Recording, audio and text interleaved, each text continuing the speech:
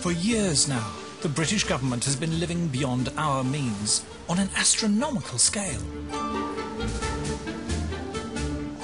Hello, what's your name? Elsha. Hi, my name's Martin. Hi, Martin. Hi. Do you see that behind us, that big clock? 48 trillion billion in debt. I've no idea. Hang on. 400. It sounds like 4,800,000 and something. I wonder if you can tell me what that number is. I warned you it's a very big one. 4 billion? No, 4,800,000. No, God, I don't know. Shall I tell you? Yeah. It's 4.8 trillion pounds. Oh, my goodness. Does that worry you at all? That we have a national debt? It certainly does. Do you think we're likely to pay it back very quickly? No, not at all. I don't see any prospects of us paying it back at all in the near future. It's going to take generations to pay that back. Despite the fuss about George Osborne's cuts, public spending in 5 years will be more or less the same as it is today, and our national debt will be even bigger. According to city commentators like Alistair Heath, the markets are worried not just about whether we can repay our national debt, but about whether we can sustain it. Not only is the national debt very, very large at the moment, but that means obviously that the interest payment on that debt is eye-watchingly massive. Soon he's going to be paying more interest on the government's debt than we do on all the nation's mortgages put together. This is not like a fixed-term mortgage. Interest rates can go up. Once interest rates start to go up, and they will, and they have to, and this is the lowest they've been in hundreds of years, then that puts the government in a very difficult situation. Our payments would go up, and therefore the people lending us money, the financial markets and pension funds from all over the world, will start to worry that we can't actually pay this money back, so they will charge us an even higher interest rate. Then you get into a very, very dangerous spiral, because people will always want more when they know that you're willing to pay more. You can easily get into a situation in which the indebtedness of the country is growing exponentially and uncontrollably. That's the kind of spiral that leads to national ruin. As the Greek government discovered, when a country runs out of money to pay policemen and teachers and the army, it descends into chaos. The Greek economy is tiny compared to ours, and yet the EU struggled to save it. If the UK fails, what then? The absolute nightmare scenario is that the government prints its way out of the problem. It just prints money like crazy. And governments do it when they're in an awful lot of debt. It's the worst thing you could do. As the debt gets to be bigger and bigger, it becomes more than a temptation, it becomes a necessity. The governments get in a position where they can't do anything but inflate the currency. More money is usually good when the money is worth something. Right? The more you print it, the less it's worth, and that's a problem for people. British governments have been steadily debasing the currency, or printing money, for decades through the deliberate expansion of credit. Here is the money supply going up, and here is the spending power of sterling going down. When you go into a shop and everything seems more expensive, it's because the currency in your pocket is worth less and less. It was this easy credit policy that led to the recent financial crisis, because it rewards borrowing and punishes saving.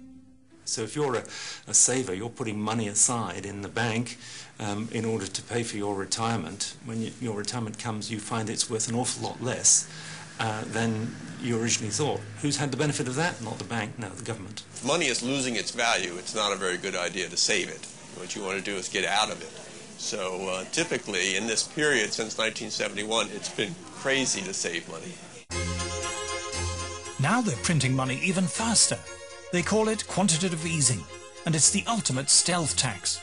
If you'd put £100 in the bank last year, in effect it's now only worth £95. Many regard printing money as plain fraud. People are cheated and defrauded by this. So effectively they're stealing from people by printing money? Oh, inflation is theft. There's no question about it at all. You get a dollar printed up by the government right out off of the mint, and you look at it and you think, well, that's as good as any other dollar. But if it's an extra dollar, a dollar added to the money supply, it's counterfeit. There are no extra resources behind it. Printing money is also a very dangerous thing to do.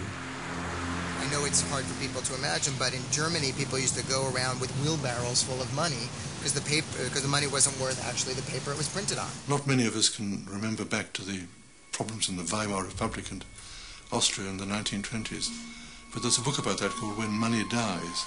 The title's very good. And when money dies like that as a result of inflation, the whole economic structure dies. Britain faces economic ruin. It is possible to escape the current crisis, but to do so, we must understand how we got into it. For years, politicians have been spending money they didn't have and saddling future generations with gigantic debts. Why do they do it? Hello, everybody.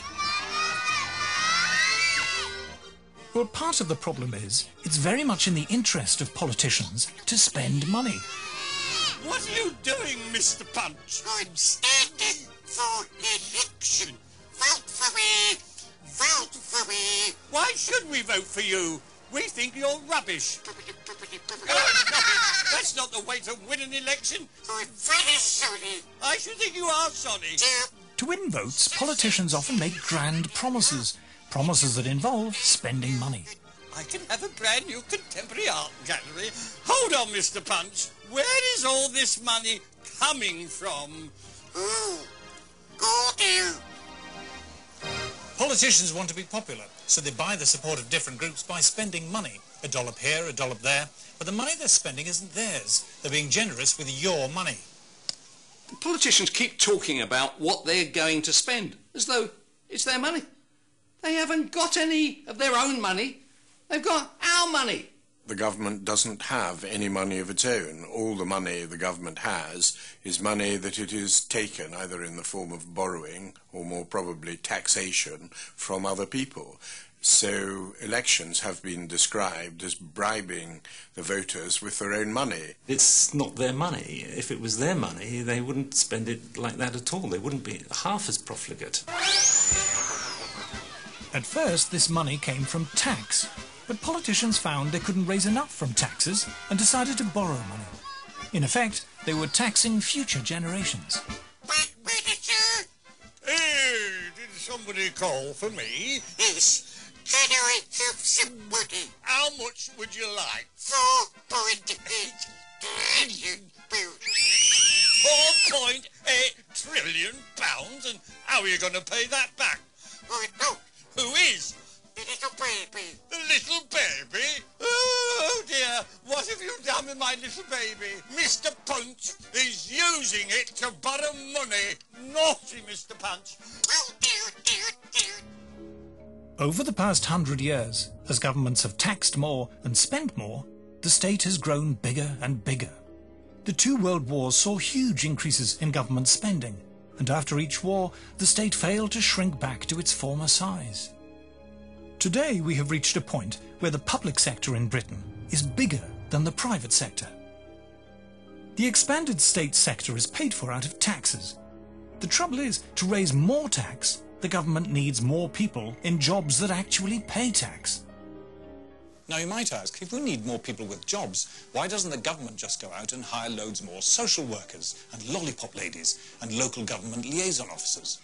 Sadly, that won't help. In fact, it'll push us even further into debt. That's because, for the most part, public sector workers don't create wealth, they consume it. It's the private sector that creates wealth, which the government then taxes. Private sector workers are tax producers. Public sector workers are paid for out of these taxes. They are tax consumers. Having too many tax consumers and not enough tax producers is precisely what has caused Britain to decline and caused this horrendous debt crisis. Not enough coming in, too much going out. The public sector job has to be paid for by the public and out of tax revenue or borrowing money. And it isn't the same way as creating a genuine wealth-creating job. Lollipop ladies are good, but actually they don't create any wealth. Social workers are good, they don't create any wealth. Firemen are good, but they don't create any wealth. At the end of it all, we actually need to manufacture something. Taking money out of the private sector where wealth is created in order to divert it to the public sector where wealth is consumed is a very, very bad idea. So to pay for more public sector workers, tax must be imposed on wealth-creating private sector workers. The trouble is, this raises the cost of labour. As any well-to-do middle-class type will tell you, when they hire a nanny or a cleaner, they'd much rather not pay their tax. Why? Because it makes them more expensive to hire. From an employer's perspective, income tax is, in effect, a tax on labour. And just as a tax on cigarettes makes cigarettes more expensive, and a tax on alcohol makes alcohol more expensive, so a tax on labour does exactly the same. Taxes discourage demand for whatever is being taxed. So if you've got very large taxes on labour, on wages, national insurance and so on, that would discourage the demand for labour. And that's a key reason why jobs are not being created in large enough numbers in the UK in the private sector. You have to remember that when the government creates a job by taxing more, it's destroying jobs elsewhere by the act of taxation. If there's another country, perhaps on the other side of the world, where they don't have such high taxes, that gives companies in that country a substantial advantage. They can actually turn around products more cheaply, more businesses become profitable, and the British businesses, which have these crushing burdens upon them, actually just become unsustainable, see their profits drop, or even go out of business altogether. For every job that you create in the public sector, you destroy at least one job in the private sector. The expanding state has changed the shape of Britain. Back in the 1960s, we had 8 million people working in manufacturing, and we had 3.5 million people working in the public sector.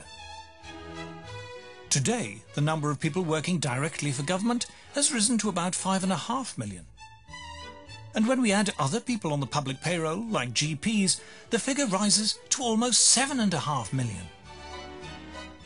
The number of people working in manufacturing, meanwhile, has shrunk to less than 3 million. We are sometimes told that the loss of manufacturing jobs has been compensated by more service sector jobs. People like hairdressers, window cleaners and estate agents.